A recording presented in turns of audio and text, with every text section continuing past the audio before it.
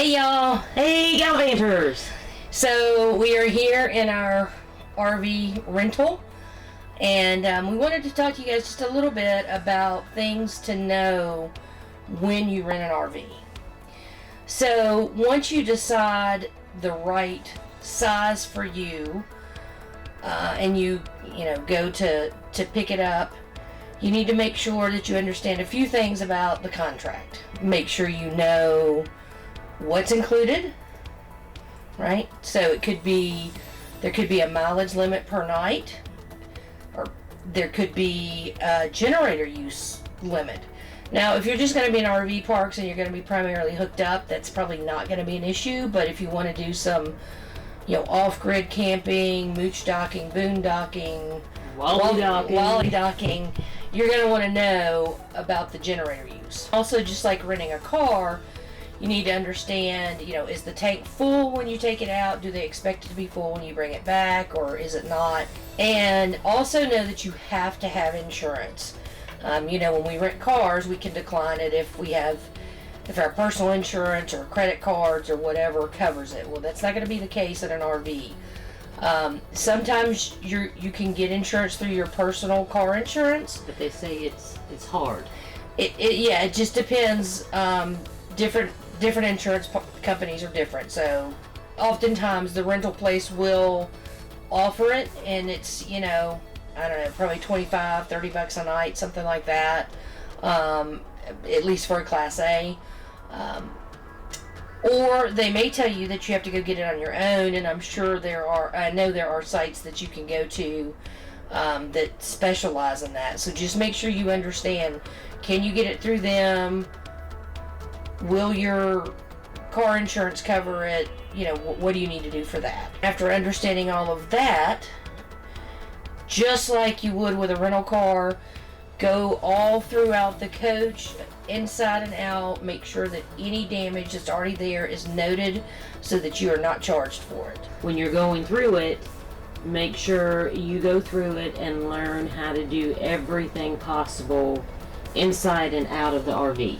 Right, so after you've got the paperwork done and you've noted any damage, yes, then make sure, absolutely, that you do a full orientation and that everything is functioning.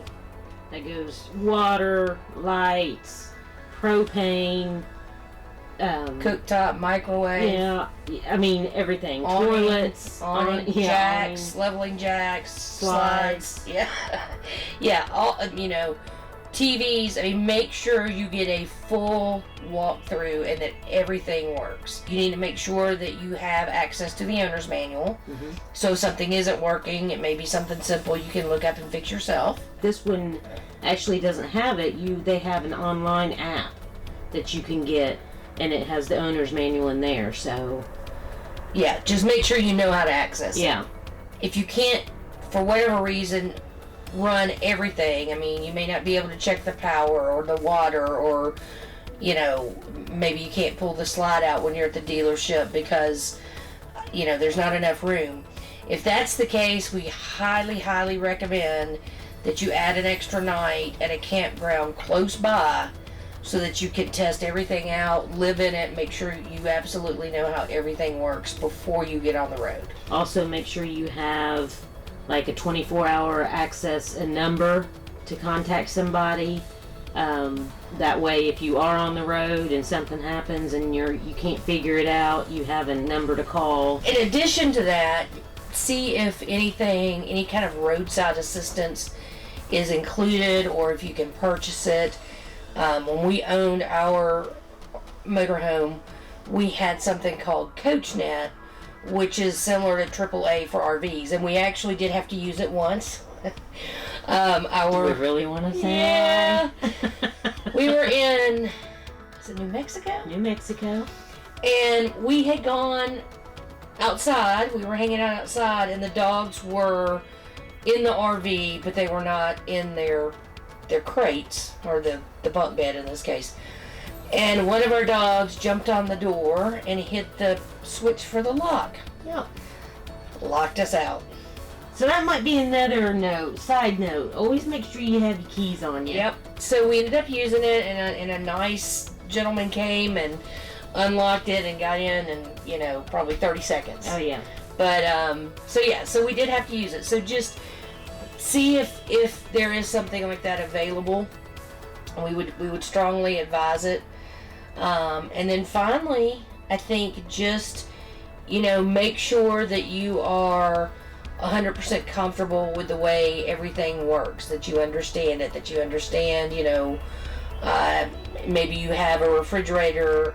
A lot of them now have residential fridges, so you don't have to worry as much about it. But if you do have the two-way refrigerators that run on both gas and electric, some have automatic switches, some have manual switches. Understand that, know when you need to turn it on and off, or switch it from electric to propane, because you're gonna make sure you want to keep your food from spoiling. Yes.